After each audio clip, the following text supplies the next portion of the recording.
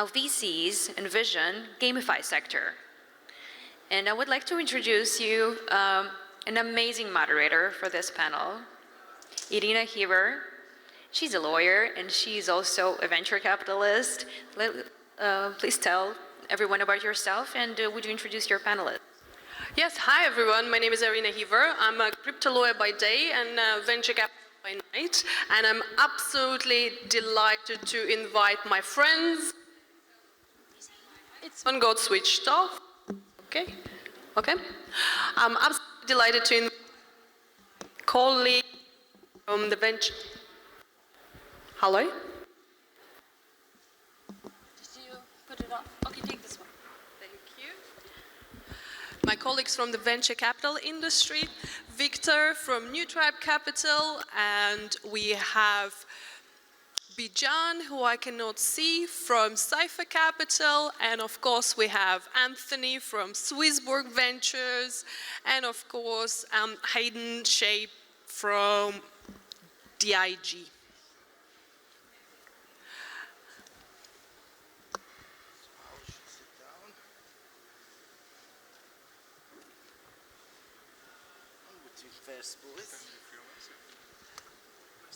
Move closer, Victor. So as we are all aware, GameFi and Metaverse is a very exciting industry to be investing into. Something like $3 billion was sold in NFTs as in-game assets just in the last quarter of last year. So those numbers are actually quite huge. Also, the dApps usage for the GameFi segment grew to 2,500% in 2021 alone. So, and we have a great panel of not only venture capitalists, but actually gamers. Bijan, I heard a rumor that you spent last week over 100 hours playing games. Is this true? Unfortunately, yes. Is it a market research? Are you trying to research which games to invest into?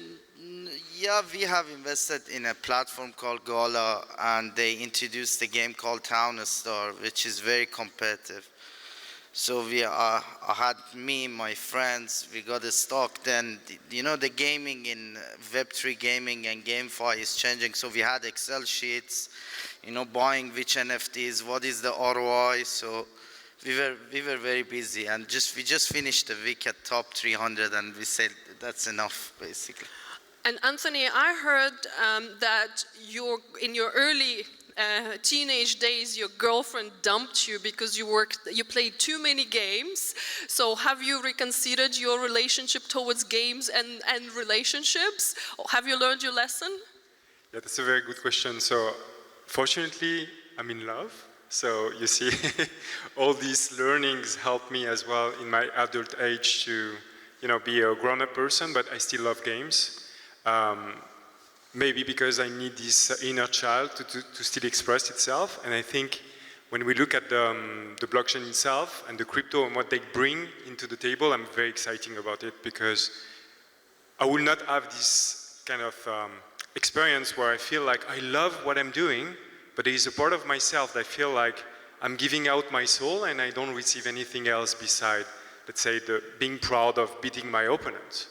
And on top of that, there is as well the community experience that I think is going to be enhanced by crypto and blockchain, which we already find in any games. Community is a big part of being involved with games, and again, crypto and blockchain will just enhance the experience when it comes to community.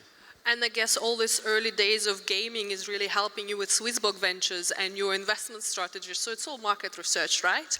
And Victor, you missed a few flights because you spent your nights playing games and you forgot that you have a flight to go to. What is it, a market research in preparation for NewTribe Capital, or what is this? It was just for fun.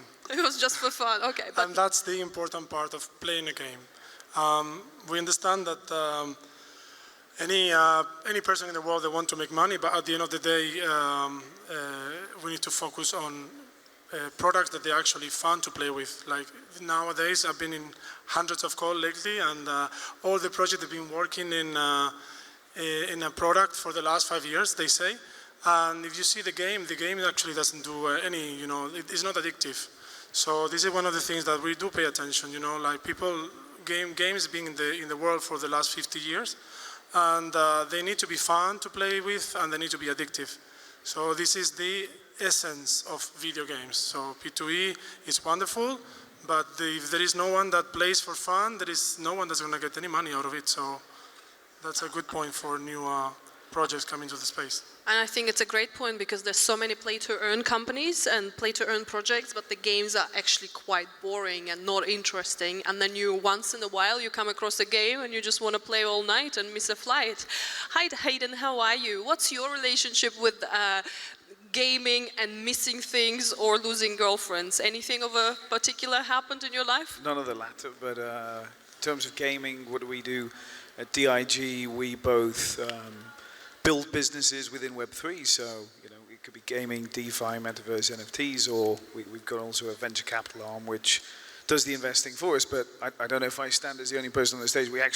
We build games ourselves, so one of the games we're working on right now is, it's topical. You're talking about good games and the lack thereof, within the space, and we're working on a project that's trying to be the World of Warcraft of this new sort of Web3 gaming space. And we've set up a studio in Vietnam, which is many consider to be like the sort of most prominent and preeminent sort of blockchain gaming space. Sky Mavis is obviously the developer behind Axie Infinity, a very boring game, but very much pioneered what is the industry that we're sort of sitting in front of right now. But in Vietnam, we've set up our studio. We've got 85 developers, extremely high quality, working on a AAA MMORPG game called Realms of Eternity.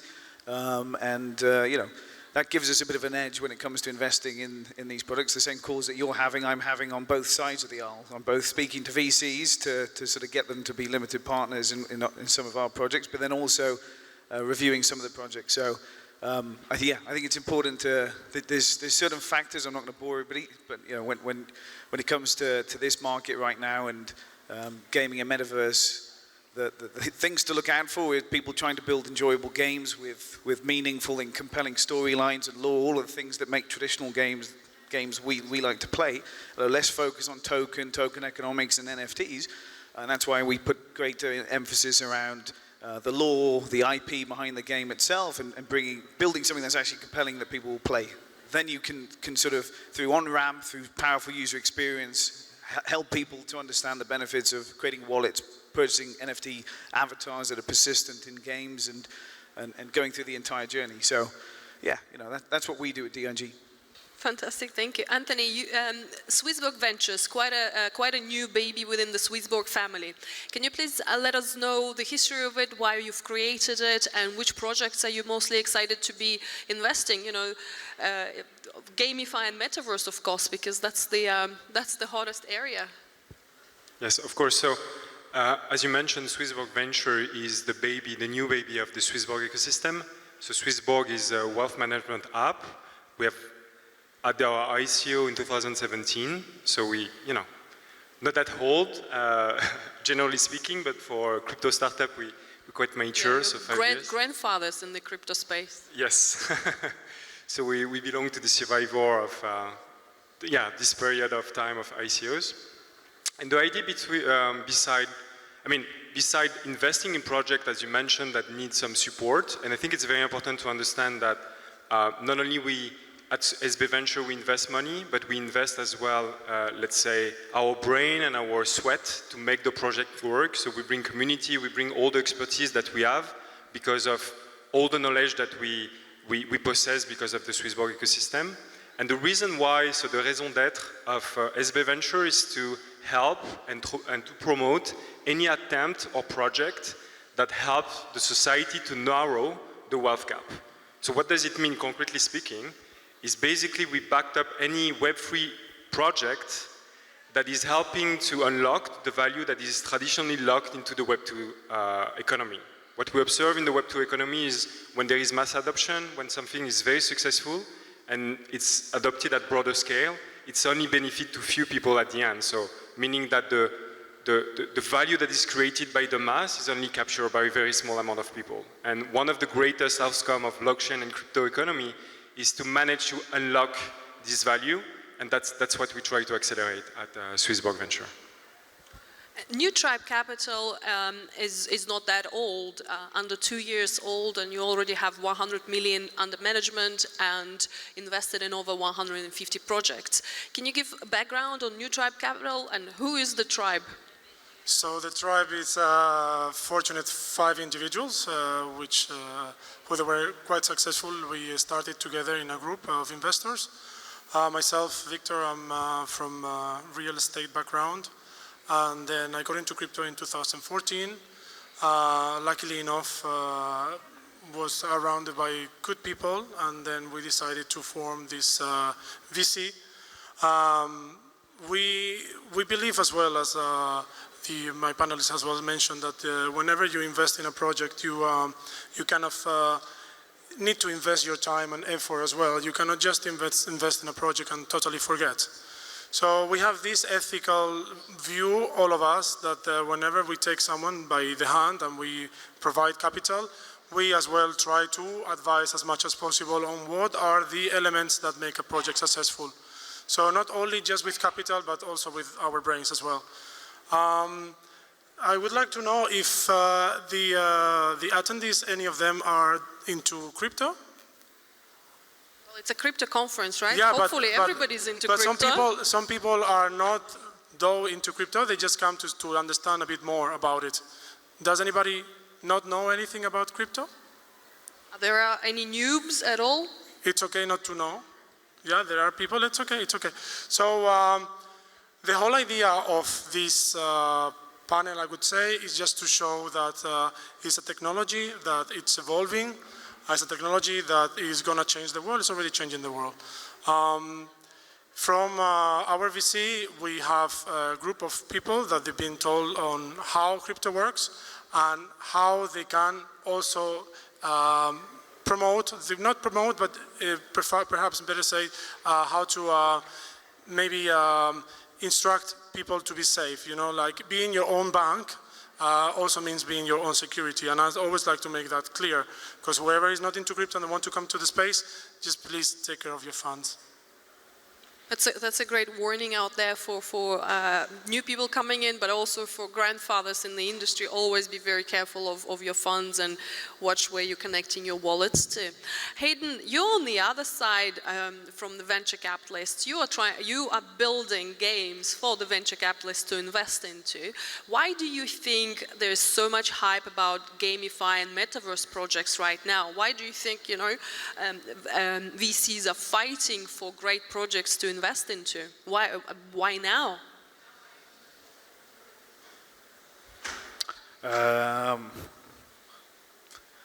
I'll give my honest opinion, which is, I think, the only thing we can help everything in crypto and NFT, all of these buzzwords that we see, right? I mean, and hear about. I mean, it's where the money is, right? It's fast money. It's also easy money, and I think raising capital is not a challenge in this space, especially. There's a lot of capital. It's how efficiently you can deploy it. So I think what we're seeing, a lot of funds are being spun up with this sort of this thesis that they're going to be investing in metaverse and gaming without actually understanding what it's all about, and that's quite dangerous. But it does mean there's a flood of capital investing in innovators and ideas in the space, which is a good thing. My take on it is, we should probably take a step back and look at the entire landscape. Look at where the value is coming from. Specifically, when we say metaverse, probably half the people in the room have various definitions, right? I mean, some people think it's like a VR headset that we wear. Others, think it's like Mark Zuckerberg's Facebook vision. The kind of vision I have, I met with a guy who's got 5 million followers on Instagram. He's a freestyle footballer called Sion. He recently went viral. He found like the next Neymar. Really cool guy. And he's got this, I don't want to share all the details of his idea, but he had this sort of concept of allowing people to become stars who can't make professional careers out of football, but using technology, AR, NFTs, using the blockchain to actually document and index data to basically allow for people to do 1v1 freestyle games. So you set up a phone, you know, two of your friends maybe have wearable technology or tracking technology, and they sort of set goalposts. They set a live stream on an app, and an AR sort of overlay comes which shows the players' names, the scores. That's connecting real life with the virtual world, right? That's sort of creating stars out of this sort of idea of anybody can become a footballer, anybody who has the talent can kind of make it. And that was just one idea of sort of converging the two worlds. And I think at the moment we're focused too much on the glitz and the glam and the big buzzwords and the numbers and just throwing money at things that are shiny and flashy and not actually thinking real utility, real use cases. So I'm not that bullish right now on the space. I'm building in the space because of that, because I'm trying to do the contrarian thing and actually build things that are high quality rather than sort of taking money left, right, and center. So if you're building the space or you want to start in the space, I definitely recommend you, you know, if you're looking to raise money, find people who are offering you smart money, right? Don't just take quick money, quick bucks, because there's so much in the space. It's not going to help you in the long run. Find partnerships, right? Partnerships is the number one thing. It's probably more important than money, really and truly. Thank you for this. Bijan, so what I heard was actually quite scaring. Raising money in GameFi is now easy. So for me, that sounds like a bubble coming up, if we're not in a bubble yet. When you invest in GameFi and Metaverse projects, what are you looking for in a team? Are you looking for a team that is just doing it for a hype to raise easy money? Or how do you basically see that the team is actually serious about building a product rather than just raising money and off to Caymans we go? So we usually look at basically 4 criteria when we want to invest in a GameFi project. The first one is the developer vision and their background, what they have done in the past or what they are trying to do achievable, and do they have the expertise to do that. The second is the accelerator. Do they have connections to guilds and communities? Because these are communities will bring adoption to the game. The third one is the interface, the gaming interface. Is the actual game something that you want to play? I think they cut me off. I'm joking.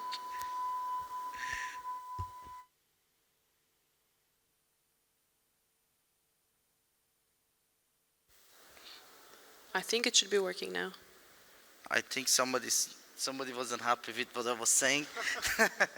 So yeah, so the gaming interface itself. So you don't want to build the games that people play them because they are making money. Yes, the games are changing from play to win to play to earn, but as Victor said, the fun has to be there. The game needs to be something that you really want to play the game, but at the same time you're getting assets. And the fourth one is token economics, how the project is going to distribute the tokens to the early investor and founders, because sometimes projects, especially non-experienced founders, they do these tokens without proper vesting periods that it will stop them from growing. So that's the 4 essentially parts that we look at when we want to invest in crypto projects. Talking about guilds and talking about gaming and bringing the gamers into the GameFi industry. There's something wrong with the mics. Maybe we can, no? All good? It's not from here. Okay, so somebody has a mic and whistling into it. Okay, never mind.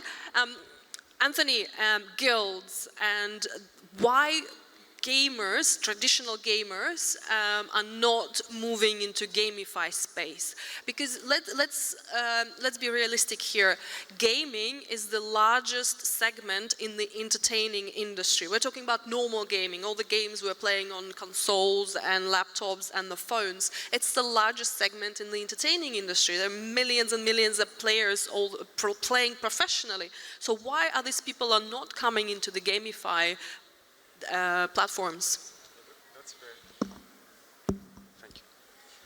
Yeah, that's a very good question. So coming back to the question you asked earlier, I think what we look for example, as SB Venture is the capacity to attract good players, right? Traditional players, because I think for this world to be adopted, we need icon. The reason why, for example, MMA and UFC for the one that are familiar with it, become so famous in the past 5 years is because of Conor McGregor, because of all these big stars that come to one sport and inspire a new generation to get the interest. So now the question is, why don't we see, because gaming, e-game and esports is extremely famous, it's coming and it's a big wave, but why we don't observe that yet into the crypto game? So according to my analysis, it's come because of two factors. The first one, you mentioned it already, is because of the gameplay. The gameplay is too little. Most of the games are boring.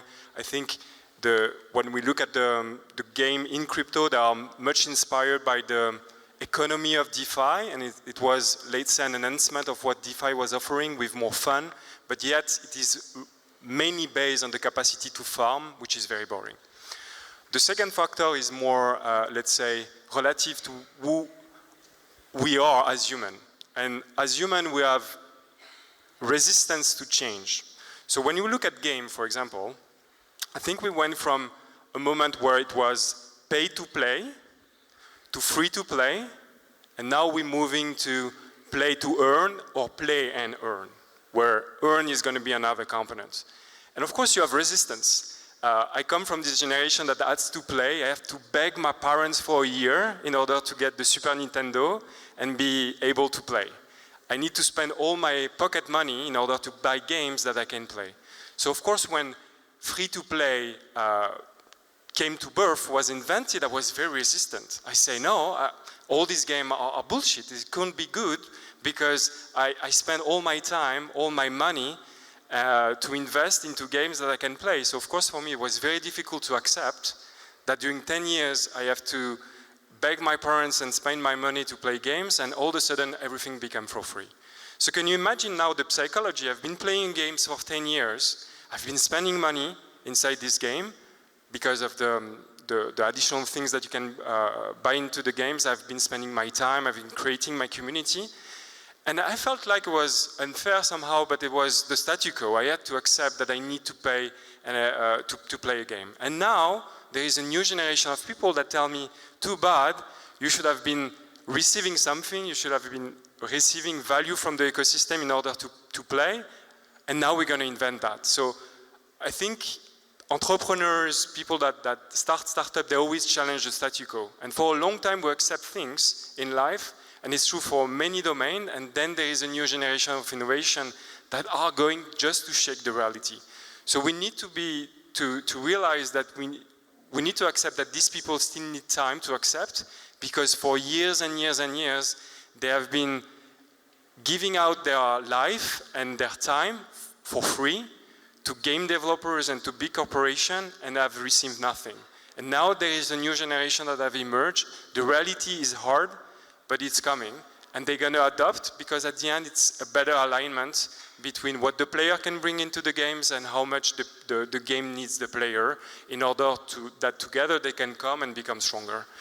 So Guild is a recent, let's say, kind of an initiative that we've seen in crypto, and it's going to get bigger and bigger and bigger, because ultimately I think Guild are going to give the ability to tokenize the time of the good players, and esports is going to be tokenized as well. So it's going to bring all this very positive ecosystem all together, and it's going to bring a mass adoption into the crypto space as a result.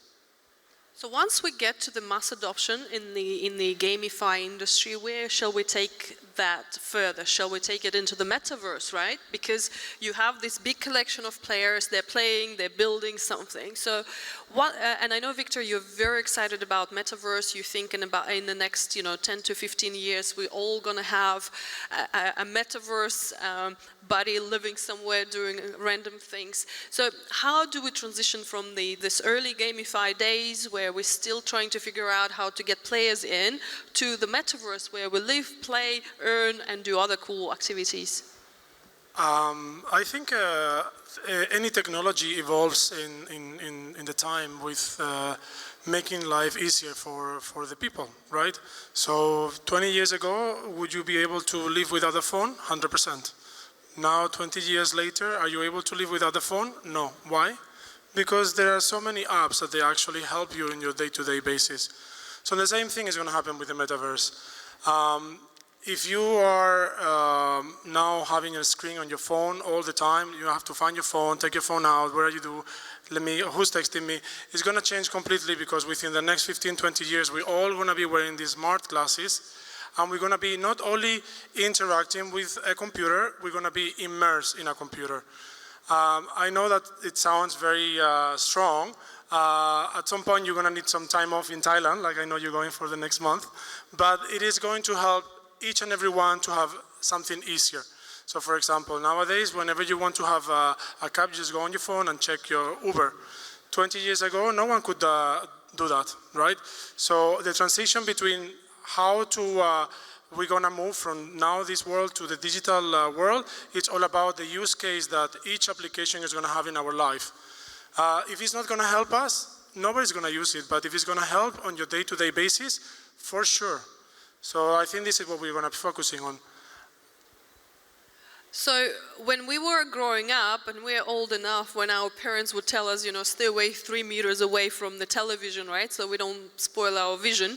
So you're predicting that soon we'll have our television just here on our nose, and we're gonna live there? 100%. Very nice. Who's excited about living in the metaverse? Shake Mende is excited. A few people over there are excited, and the rest of us boomers like me are a bit scared, huh? Reluctant to change. That's what he said. Very reluctant. He's reluctant to change what makes technology in the society evolves. You know, technology actually evolves super, super fast, but the social consensus is what it actually does. And you know, my father, for example, only pays with cash. Completely until today. So, and he sees credit card, he hates them. So it's a more of the reluctancy to change that each of us have. Of course. Haydn, from the point of view of building a product, so we just talked about what we're looking for as VCs, what we are looking for in a product and how to make that product, you know, scale and addictive and interesting for more people to come in so we make more money, right? From your point of view as a game developer, as a game builder, what are you looking from VCs? Because, it takes two to tango. You already said money is easy. Good questions. But no, what money else? is easy, but it's not necessarily what you should want if you're building in this space. It shouldn't all be all about making money, right? Otherwise, it's a bit of a dystopian nightmare. We've talked about guilds already, and we've talked. I don't like the concept of guilds, right? I was looking at the name of these bottles of water is Oasis, right? You've all probably watched Ready Player One, that Steven Spielberg movie, right? And there's this futuristic game where everybody is literally in the metaverse. They plug in, it's VR headsets. And then there's this mega corporation that's mining the value. There's almost like a slave class of people that are working daily, playing these games for their owners. But this is happening already now. There are those game factories in Well, this is what happened with Axie Infinity, right? I mean, they built an $8 billion valuation off of the backs of really, really low-income Filipinos. So that's not the vision of the future that I have, and it's certainly, I don't like this, Neuralink or, whether it's contact lenses, right? I think for years we've been sort of prophesizing about what the future looks like flying cars, but in reality, it takes for engineers and people who take it back to first principles to have really an understanding of where we're likely to go. We don't have flying cars. I don't think we're also going to be plugged in with Neuralinks, but I think there's going to be just a deeper integration with hardware, software, and then centralized and decentralized systems. I think something in the middle there. I don't know what that looks like, but in terms of what I look for working with VCs, it's we partnered with some really big launch pads for one of our games, and the one that interested me the most was a guy who said, "I'm going to help you with distribution. I'm going to help you with acquisition costs." This is applicable to gaming, right? This makes sense. But if I'm on a call with a VC and they're asking me about, cliffs, investing, like you're clearly not interested in the game, right? You're just interested in the investment. That's the fast money. We don't want that. We want smart money. So that's my take. So here are the three VCs, and for Ikigai Ventures, we're very interested in games and the gamify projects as a product. And Bijan, are there cool, exciting games and metaverse projects that you invested in, not because for the fast money, but because you were really excited about the game and you thought it was a great game and it has the future? I mean, we have invested in Splinterland, Axie Infinity, and Gola Games. But to be honest, to your question, Gola Games, I think basically it's a community that over 10 or 11 games is coming out. We are very interested. The games are going toward, as he mentioned, we need games that you really basically like Call of Duty, like Warcraft, like Counter-Strike. You need games that get mass adoption, basically. So I'm very hopeful that Gola Games and the way they implement the nodes and how they have founders node that people can participate. I'm very hopeful for what they are doing, and I hope we can basically help them to grow their ecosystem. Any gamify projects out there? Any metaverse projects? Mende with bonus markets. Which project? Awesome. So we've got a very passionate VC who's looking to invest in the gamify project. So how do people get in touch with you? Mendeke is a friend. Okay, here you go. You know? Basically, be a friend. Rule number Be a one. friend. So And rule number two. we are trying to invest with him. So it's, you know, he's already fully subscribed. So it's a great project what he's doing. So yeah, so we are always in touch. My LinkedIn and my company LinkedIn, any project can send us their deck, and our associate will go through them, and we will be in touch with them. Fantastic. And Anthony, are there gamify metaverse projects that you're excited about? You want to give them a shout out, if they're in the room or not? Yeah, so yeah, as you mentioned, I think when you look at the way you invest is always the same. So 5 years ago, maybe you say what's going to be the next Google, or what's going to be the next Amazon on cryptos, and then you go out there, you do your own research, and eventually you invest, I don't know, in Ethereum or anything. When it's come to game, I think it's the same, right? We want to know what's going to be the next Call of Duty, League of Legends, and all these things. So then we go out there and we do our own research. Personally, I've been involved in my young career, when I was dumped, into strategic game, and I love card games. I think Magic cards, Hearthstones, for the ones that knows, and personally, I do believe there is a great use case here. So now the goal is to get out there and try to identify which are the games that can really compete with this million and millions dollar business and bring, like, just in a matter of a month, just take out everything, because there is this opportunity. Recently at SB Venture, we commit to this game that is called Cross the Age, and I think you guys are invested as well. And I think this is a fantastic use case. What I like the most about the project, it's not people coming from the blockchain that just want to push crypto economy within the game at all costs. They come from the traditional game, they understand the mechanics, they understand everything, the community, and they see blockchain and crypto as an enhancement of the user experience. And I think, as far as I'm concerned, and that's the same as Venture, that's the use case we love the most. So yeah, Cross the Edge definitely is one of them. Yes, right answer, my favorite project out there. And Victor, I think that would be a right answer for you as well, huh? Cross the Edges, because NewTribe Capital invested. This is fixed. He just stole my words. So. The entire panel is invested in the same project. And not only in, sorry? Anyone who paid the beer. Sorry? Joking. I did not even hear that. And not only NewTribe Capital invested, but also supporting very heavily with tokenomics and helping with developing the project. And of course, that makes projects very, very grateful, because not as we keep saying, not only money is required, but additional help and the introduction and helping to propel the project forward. Correct. I think any entrepreneur starts having sleepless nights every time they start a project, and it's completely crazy. Being a VC, you can have the excitement of being part of a project without the sleepless nights, which is I guess, priceless. So with Cross of the Ages, yeah, we've helped them as much as they wanted, but we have our nights, at home, no problem. But I can see the founders from that project and many other projects, they dedicate their entire life to a project. It's, when you become an entrepreneur and you have an own project, it's a different story. Other projects that I'm excited about, there is one out of Canada called AI Arena. It's actually about machine learning, and I actually love it. Sidus, we invested heavily there as well.